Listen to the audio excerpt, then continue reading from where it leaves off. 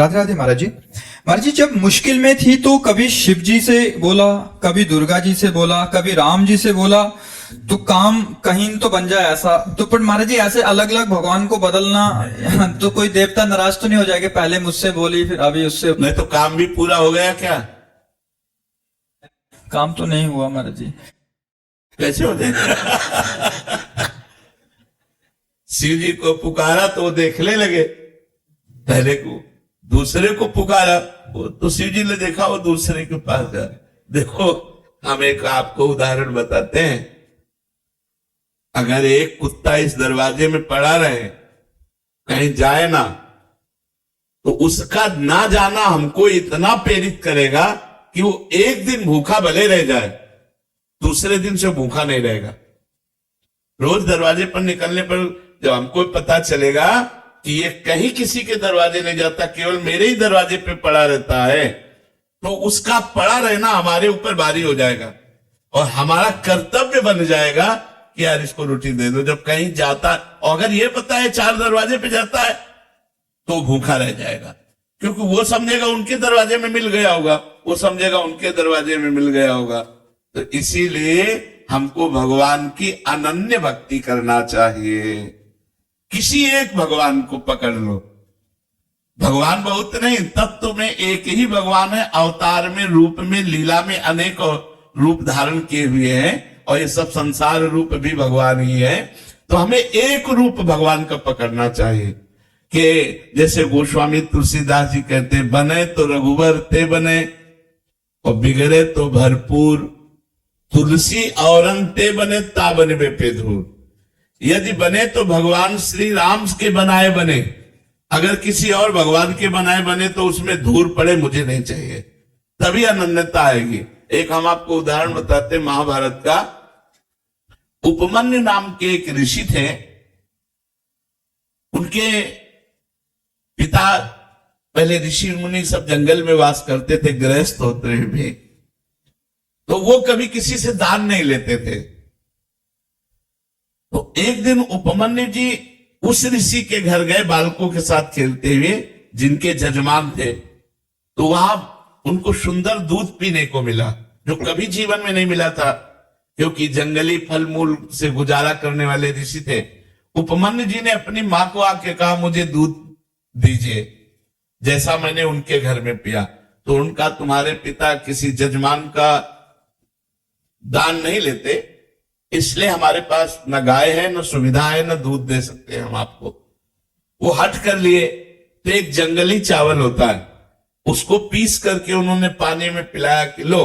तो उनका, नहीं ये दूध नहीं है।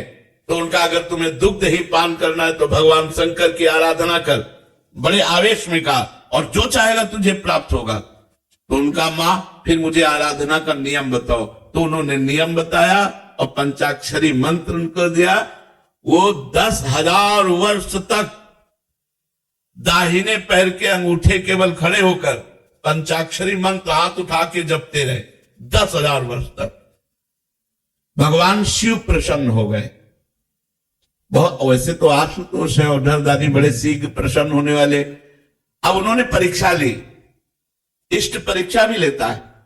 उन्होंने परीक्षा ली, वो देवराज इंद्र बन गए और नंदिकेश्वर एरावत हाथी बन गए, और जितने शिव पार्षद थे वो सब देवता बन गए, और अंबा जी, भगवती पार्वती जी इंद्राणी बन गए।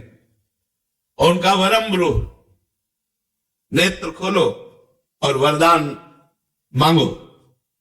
उन्होंने नेत्र खोला, देखा है तो देवराज इंद्र का समाज। उनका, जो तुम्हारी इच्छा हो मांग लो। तो उन्होंने प्रणाम किया और कहा, देवराज इंद्र और समस्त देव समाज, आपके चरणों में प्रणाम है, पर आप जाइए, मुझे आपसे नहीं चाहिए, मुझे भगवान शिव से चाहिए। चूंकि भगवान शिव ही थे तो उपहास करने लगे। तो उनका, सावधान, मैंने ना आपको बुलाया है, ना मैंने आपसे मांगा है, आप स्वयं आए हो तो हम आपको नमस्कार करके वापस भेज रहे हैं। पर यदि आप हमारे इष्ट की निंदा करेंगे तो आप ऐसा ना समझिए, हमारे इष्ट के मंत्र में इतनी ताकत है कि मैं एरावत सहित तुम्हें अभी भस्म कर दूंगा। अब चूंकि भगवान शिव थे तो डरने वाले तो थे नहीं, फिर उपहास करने लगे शिव का। तो एक अघोर मंत्र है भगवान शिव का। हम लोग जब संन्यास मार्ग में थे तो उस मंत्र का परिचय हमें प्राप्त है।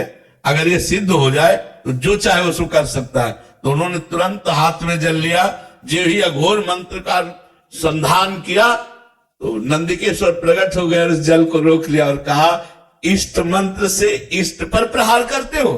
तब देखा तो भगवान शंकर, पार्वती और समस्त पार्षदगण तो उनका त्राहिमाम शरणागत वत्सल भगवान शिव रक्षा करो। हमने तो देवराज इंद्र समझकर प्रहार किया। बोले नहीं वत्स, मैं तुम्हारी परीक्षा लेने आया था कि देखें तुम एक निष्ठ हो या केवल अपनी चाह पूर्ति करने वाले, जैसे आपने प्रश्न किया। अब बोलो क्या चाहते हो। तो उनका जो हमारी कामना थी उसकी पूर्ति होनी चाहिए। तो उनका क्षीर समुद्र से, जिसमें भगवान शयन करते हैं, उस क्षीर समुद्र से रोज तुम्हें दुग्ध आएगा। और अजरश्चैव अमरश्चैव, और जब तुम हमें याद करोगे मैं प्रकट हो जाऊंगा। तो अनन्य निष्ठा से ही वस्तु की प्राप्ति होती है। ये जो कि लक्ष्मी जी से बना तो बना, नहीं तो पार्वती जी से बना तो बना, फिर भद्रकाली से बना, कि कोई ना कोई तो सुन ही लेगा, कभी तो कोई नहीं सुनेगा। महाराज जी हमारी स्थिति ऐसी है कि जैसे आपसे राधा नाम सुना कि एक केवल राधा नाम जपिए और सारी बात बन जाएगी, तो राधा। कहीं हनुमान जी का सुना कि मतलब भूत प्रेत निकटना है, फिर शिव जी का सुना कि जल चढ़ाओ तो ऐसा उसकी एक देखो तत्व एक है तो एक से ही काम बन जाएगा। जब तक एक में नहीं लगोगे तब तक आध्यात्मिक उन्नति नहीं होगी। आप ये पक्का समझ लीजिए। एक भरोसो, एक बल, एक आस विश्वास, एक राम घनश्याम हित, चातक तुलसीदास। एक जगह कहीं लग जाओ, एक जगह लग जाओ। अगर आप राधा राधा कहते हो तो सारे विघ्नों की शांति और समस्त कामनाओं की पूर्ति हो जाएगी। चुपचाप लगो। अगर आप राम राम कहते हो तो वैसे ही लाभ प्राप्त होगा। आप शिव शिव कहते हो तो वैसे ही लाभ प्राप्त होगा।